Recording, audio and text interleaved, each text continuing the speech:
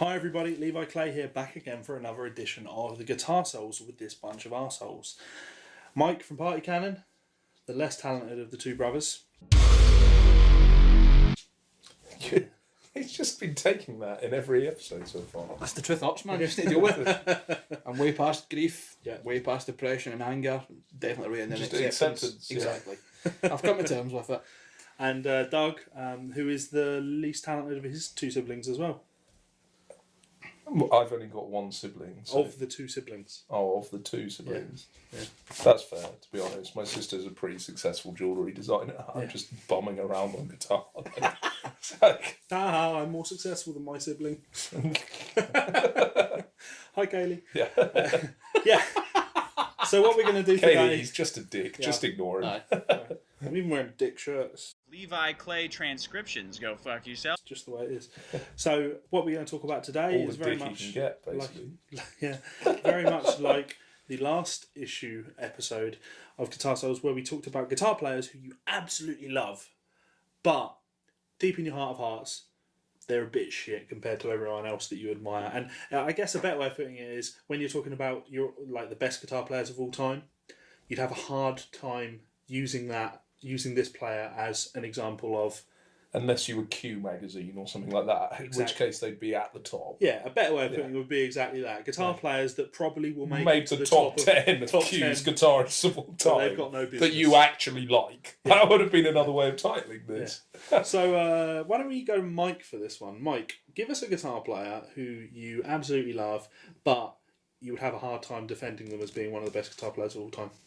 It's a slightly different angle I'm taking. Someone that I know is technically proficiently unbelievable, but that I just can't get into for the hype. And it is John Petrucci. John Petrucci. Okay. I think it's undeniable the ability that he has. He's an incredible player. He can pretty much play over anything, any time signature you gave him. If you just launched a chord sheet at him, and before it hit the ground, he'd probably have it memorised. I don't like his playing.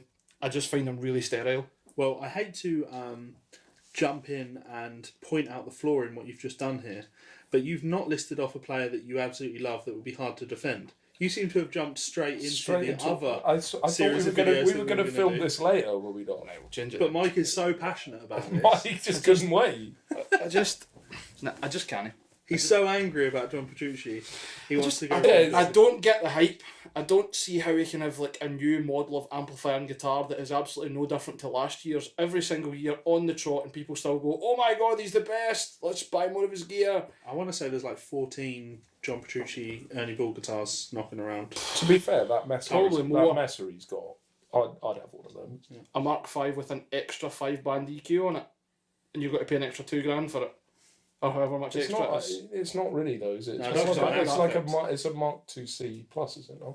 No, the new one that he's got is a Mark V with a second 5-band EQ. That is the difference in it.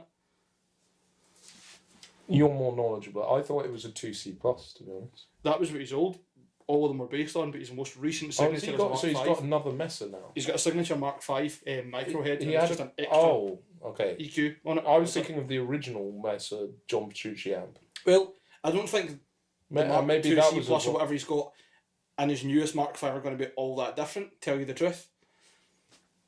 I don't know. I feel like two things. One, I'm not comfortable that my knowledge of this subject is high enough to really get into a debate about it. Okay. And two, I actually agree with your point overall. You just picked the one area that I was like, I kind of like that. But actually, I'm completely with you. Like Petrucci, there's no question to be asked. I mean, phenomenal. Has he really recorded that much music that's moved me in any way? No, he hasn't. I think I've got not really. one Dream Theater song, may as well be an album in itself, A Change of Seasons, that I think, great, amazing playing. Everything else I hear him do, I'm going, it's just like, it sounds like Sibelius. Somebody just put MIDI in there. Yeah, and that's, so, like, as you both know, I've got a Dream Theater tattoo. Hence why I didn't mention this until the video. Because I've got the actual reaction. I think you should get it out now, Levi. I'm more likely to get my dick out than my Dream Theater tattoo. My dick's less embarrassing and it's tiny. And I'm married. So That's because she saw your dick and not your Dream Theater tattoo. Good point. Reeling in the birds. So, You ready to consummate this wedding? Yeah. The thing is, like, I understand and I agree with you. I do understand and I do agree with you. I think John has lots of redeeming qualities about his playing and his music, but very few of them are the musicality side of things. Like, I really started moving away from Dream Theater when I started getting more into jazz and improvisation, and you know, people would still be sending me John Petrucci's live guitar solo, and you're listening to it and you're like, oh yeah, look, that's lick 1 from the book of licks that you've been working on this week, and there's lick 5. Okay, yep. Oh yeah, and now you're going to transition to that sweeping lick from the end, and it all just felt very kind of forced. Yeah.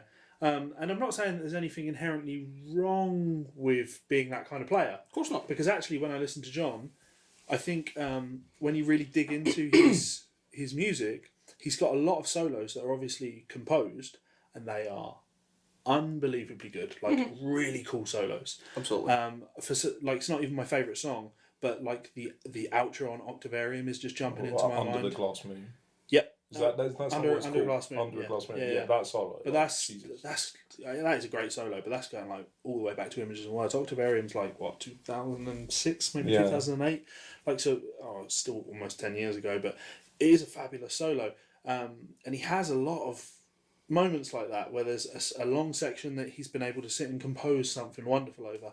He does a really good job of that, and in that respect, I kind of think of him as being more like a film composer almost. Yeah, it's I like, get that. go away and write your parts. But I totally agree with you on the kind of Sibelius aspect of things. It's like he's a machine, and he's got that meme-like reputation for being the cyborg that can just assimilate whatever he needs to do, and then from that point on, it's kind of like, yeah, cool, John. Do you want to do this gig, or should we just have you on the track, playback? You don't really need to be here. Don't play a live guitar solo. You don't need. If anything, it's going to take away from how great you are. I was with you for a little bit, but I don't know if performing pre-written material is a reason to criticise somebody. It's just what it is. No, I'm not saying performing pre-written material. I should really clarify. I'm not saying you should improvise your live solos or improvise your solos live. I meant like the unaccompanied, like everybody goes on stage and you have 5 minutes where you just play some solos for people. I'm saying like when John Petrucci goes up and plays Dream Theater music with Dream Theater, and I've seen Dream Theater a couple of times, but you have to. There are times where you sort of question: is he even there? He's so perfect in everything he does. But you know what? Like I see where you're coming from, but like the live solo thing as well, I kind of get. But like, look at like some of Paul Gilbert's solos with Mr. Big, right? All of that's him playing licks. Here's the lick that I worked on this week. They're some of the best unaccompanied solos at a rock gig ever. But the feeling there's no question. There's no question, right? So, but then your criticism is on Petrucci for the same thing. I actually agree with the point, but I don't think that the reason is the same. And I don't know if I can explain it. But I don't think it's the pre-written aspect of it that's the problem with it. I think Paul connects things like really well though. Like John, there's the picking lick now. Here's the legato lick. Yeah, but it's pre-worked out still. And I'm standing with my leg up and I'm executing this thing that's pre-worked out. Whereas I know what you mean about Paul. Again, obviously a massive Paul Gilbert fan. But when Paul's doing it, like, well, first of all, he's dressed like a rock god. Legs apart, looking back. So now the problem is now is Petrucci's not covered, like wearing a suit with words all over it. Or Paul. Do you know what? Petrucci's biggest problem was he doesn't have a cordless power drill to do the last bit of it with. That's where if he just doesn't need it, he can. That is actually a much better explanation of it. It's like that's the thing he's missing. Yeah. He's just missing a drill or like some fire or like just. Do you know what I mean? It's like the equivalent of like turning up in a new car, and it's like, I don't know, like you just turning up in a Mondeo or something. Like it's not. I think that's a poor example.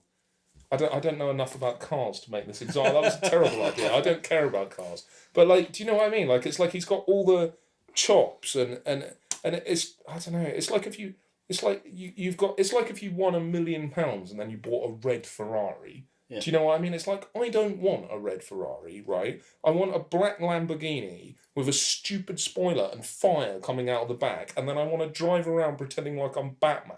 Do you know what I mean? That's what I want out of shred guitar.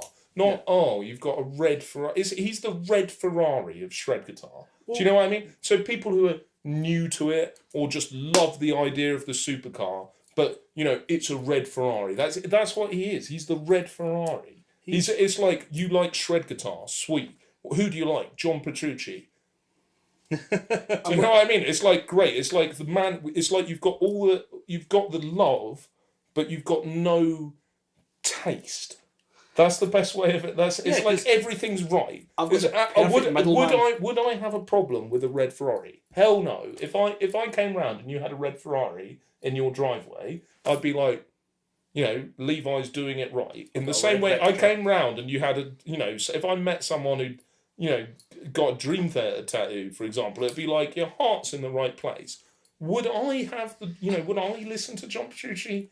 No. But, respect to you for doing it. That's what I would say. That became a personal attack. Yeah. No, listen, just to go back, when you were talking about Paul Gilbert, I thought that was the perfect example as like a counterpoint, because he can be almost of that same kind of machine. Just gets licks perfect, like no effort whatsoever in switching between full legato and whatever else. But in between him and Petrucci, I think would probably be somebody like Alex Skolnick. He's got incredible chops. Like, you go and see Testament live, Skolnick plays every solo that he's had on the record, note for note, pinches exactly the same places, bends are exactly the same, tones exactly the same, but he still pulls it off as cool as fuck. Yeah. You just see it and you go, how can a guy do that and still be cool? Yeah. It's just...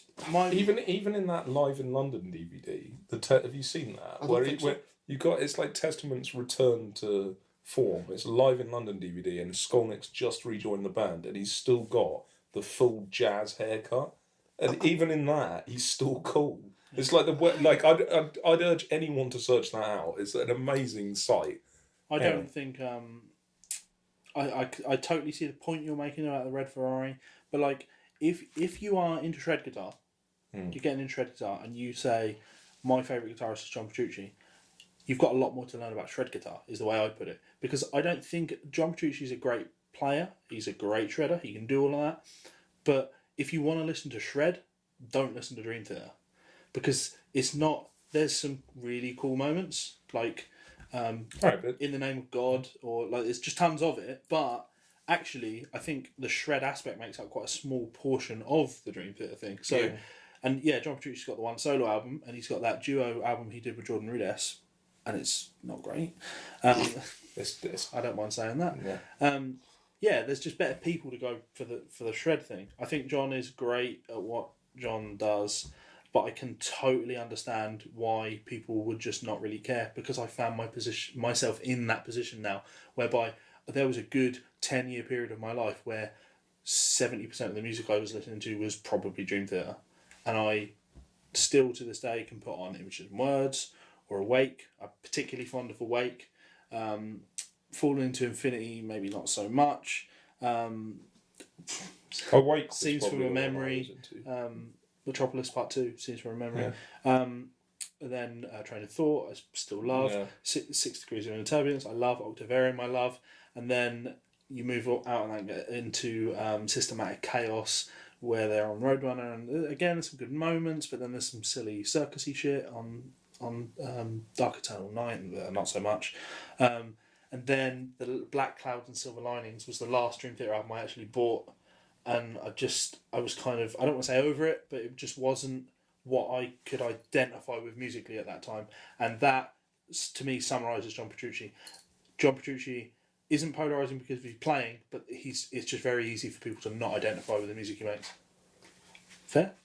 Yeah. I feel like I need to kind of state my position a little bit, because I got really carried away describing him as a red Ferrari. Yeah. But like the thing is the critical He's a Humvee. The critic. He's a tank. It's a tank. You can drive him through Tom Hess's vibrato. I thought we were going to get through this without mentioning him, He and there he should not was. be named. It's always there. He's somewhere else actually, and I've just seen it. Anyway, Tom DeMont. anyway, the thing with Petrucci is like I've got infinite respect for him, and it's maybe seem like I don't, but I do. I think he's an incredible player, musician. I think he's quite an inspirational kind of person as well. Actually, I think his stuff is fantastic. I think he's a prime example of like what you said. It is someone who's absolutely unquestionably incredible at what he does, and he has made some music that I really like. Train of Thought is my favourite one of theirs. Awake I listened to that quite a lot. I really like his solo record actually. I'd still come back to that sometimes. He's done stuff that definitely does it for me. But just generally the whole Dream Theater type prog thing is not. It's not my taste. But I do have complete respect for that.